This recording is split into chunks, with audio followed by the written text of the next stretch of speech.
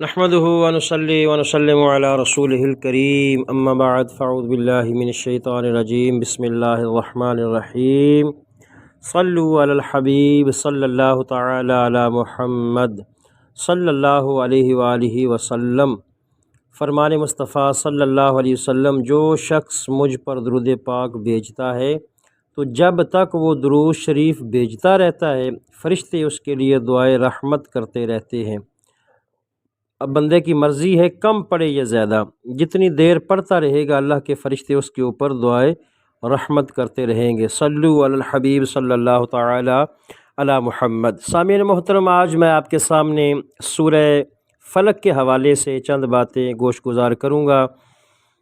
سورہ فلق کے وظائف، سورہ فلق کے فضائل آپ کے سامنے ذکر کرنے کی کوشش کروں گا۔ دعا ہے اللہ تعالیٰ میری زبان پر حق گوئی کی توفیق عطا فرمائے، ہم سب کی مشکلیں آسان فرمائے، ہمارے گھروں کے اندر اپنی خاص رحمتوں کا نزول فرمائے، آمین ثم آمین۔ تو سامعین محترم، آج کی اس ویڈیو میں میں آپ کے سامنے سورہ فلق کے وظائف ذکر کرنے والا ہوں اور سورہ ناس کی کچھ باتیں آپ کے گوش گزار کروں گا۔ بہت ہی فائدے والی ویڈیو ہے، اینڈ تک دیکھیے گا، اور جتنے بھی احباب نئے ہیں ان سے گزارش ہے کہ میرے اس چینل کو سبسکرائب بھی کریں، لائک کریں، شیئر کریں، کمنٹس کریں، اپنی قیمتی آراء سے مجھے آگاہ کریں۔ جن چیزوں کی آپ کو ضرورت ہے وہ مجھے کمنٹس میں بتائیں، انشاءاللہ ان چیزوں کے وظائف، ان مشکلوں کا حل میں آپ کے سامنے بیان کرنے کی کوشش کروں گا۔ تو آئیے سورہ فلق کی جو فضیلت ہے وہ بیان کرتے ہیں۔ حضرت سیدنا عقبہ بن عامر رضی اللہ عنہ سے روایت ہے، فرماتے ہیں کہ میں نے عرض کیا، یا رسول اللہ صلی اللہ علیہ وسلم، مجھے سورہ ہود اور سورہ یوسف کی آیتیں پڑھائیے۔ تو آقا کریم صلی اللہ علیہ وسلم نے فرمایا، عقبہ بن عامر، تم قل اعوذ برب الفلق سے زیادہ اللہ عز و جل کو محبوب اور اس کے نزدیک زیادہ بلیغ کوئی صورت ہرگز نہیں پڑھ سکو گے۔ اگر تم سے ہو سکے تو نماز میں یہ صورت پڑھنا کبھی نہ چھوڑنا۔ اور اسی طرح حضرت سیدنا عقبہ بن عامر رضی اللہ عنہ سے ہی روایت ہے کہ نور کے پیکر، تمام نبیوں کے سرور، دو جہاں کے تاجور، سلطان بحر و بر صلی اللہ علیہ وسلم نے فرمایا، کیا تم جانتے ہو کہ گزشتہ رات کچھ ایسی آیتیں نازل ہوئیں جن کی مثل کوئی آیت نہیں؟ اور وہ کون سی آیات ہیں؟ آقا علیہ الصلوۃ والسلام نے ارشاد فرمایا، قل اعوذ برب الفلق اور قل اعوذ برب الناس، یہ آیات ہیں۔ تو سامعین محترم دیکھیے کتنی بڑی فضیلتیں ہیں۔ میرے آقا علیہ الصلوۃ والسلام نے صحابی کو فرمایا کہ تم یہ صورتیں پڑھنا کبھی بھی نہ چھوڑنا، اگر ہو سکے تو کسی نماز میں بھی یہ صورتیں پڑھنا کبھی نہ چھوڑنا۔ اور حضرات محترم، اس کے جو وظائف ہیں اور اس کے جو فضائل ہیں وہ کتنے ہیں؟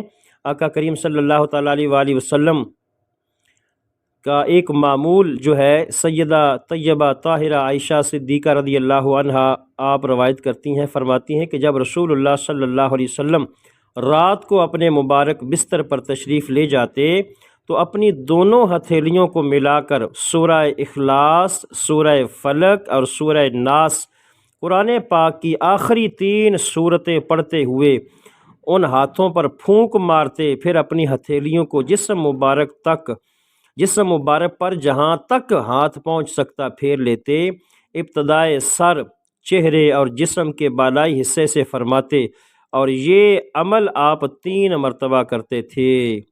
دیکھیں کتنی بڑی فضیلت ہے۔ اور یہ 2 صورتیں جو ہیں، ان صورتوں کو یہ جب نازل ہوئی نا تو کچھ یہودیوں نے آقا کریم صلی اللہ علیہ وسلم پر جادو کرنے کی کوشش کی۔ یہ دونوں صورتیں اس وقت نازل ہوئیں جب کچھ یہودیوں نے آقا علیہ الصلوۃ والسلام پر جادو کرنے کی کوشش کی۔ کئی احادیث سے ثابت ہے کہ ان صورتوں کی تلاوت اور ان سے دم کرنا جادو کے اثرات دور کرنے کے لیے بہترین عمل ہے۔ آقا علیہ الصلوۃ والسلام کی کئی احادیث سے یہ بات ثابت ہے کہ دونوں صورتیں جو ہیں بہت فائدہ مند ہیں۔ جن کے گھروں کے اندر جادو کے اثرات ہوں اور کسی شخص پر اگر جادو کا اثر ہے، گھر کے اندر جادو ہے، تو ان دونوں صورتوں سے دم کرنا جادو کے اثرات کو دور کرنے میں مدد دیتا ہے۔ بہت پیارا عمل ہے۔ رسول اللہ صلی اللہ علیہ وسلم رات کو سونے سے پہلے ان صورتوں کی تلاوت کر کے اپنے ہاتھوں پر دم کرتے اور پھر ان ہاتھوں کو پورے جسم پر پھیر لیتے۔ بہت بڑا یہ اس کا وظیفہ ہے، بہت بڑے اس کے فضائل ہیں، اس کی برکات ہیں۔ تو حضرات محترم، آپ بھی ان صورتوں کو پڑھنے کا معمول بنائیے۔ بہت اہمیت کی حامل یہ صورتیں ہیں۔ ان صورتوں کو معوذتین بھی کہتے ہیں، یعنی ان دونوں صورتوں کو 100 دفعہ جو بندہ پڑھتا ہے، ان دونوں صورتوں کو جو بندہ 100 دفعہ پڑھتا ہے، سحر ہو، جادو ہو، اس کا اثر ہو، سب دور ہو جائے گا۔ اور اگر لکھ کر گھول کر پیے، یہی اثر دیکھے۔ اگر صبح و شام پڑھتا رہے، کسی طرح کا خوف اور خطرہ نہ ہو، تمام بلیات و آفات دور ہوں، جب ظالم جابر حاکم یا بادشاہ کے سامنے جانا ہو تو ان صورتوں کو پڑھ کر جائے، ان کے شر سے اور اس کے ظلم سے محفوظ رہے گا۔ اور بہت سی احادیث پاک کے اندر ان صورتوں کے فضائل موجود ہیں۔ دیکھیں، اگر کسی بندے کو کسی قسم کا کوئی خطرہ ہو، اگر ان کے گھر کے اندر بلیات کا، آفات کا بسیرا ہو، تو وہ بندہ کیا کرے؟ صبح و شام یہ دونوں صورتیں پڑھے، قل اعوذ برب الفلق، قل اعوذ برب الناس، یہ دونوں صورتیں پڑھے۔ دونوں صورتوں پڑھنے کی برکت سے اللہ تعالیٰ اس کے گھر سے خوف، خطرہ، تمام آفات و بلیات دور فرما دے گا۔ اور جب کسی ظالم افسر کے سامنے جانا ہو، کسی ظالم بادشاہ کے سامنے جانا ہو، اور بندہ ڈرتا ہو کہ جاؤں گا تو وہ میرے اوپر ظلم کرے گا، میرے اوپر جبر کرے گا، میرے اوپر سختی کرے گا، تو وہ کیا کرے؟ ان دونوں صورتوں کو پڑھ کر جائے۔ ان دونوں صورتوں کو پڑھے تو اس کی برکت سے اللہ تعالیٰ اس افسر یا ظالم بادشاہ کے شر سے اور اس کے ظلم سے اس بندے کو محفوظ رکھے گا۔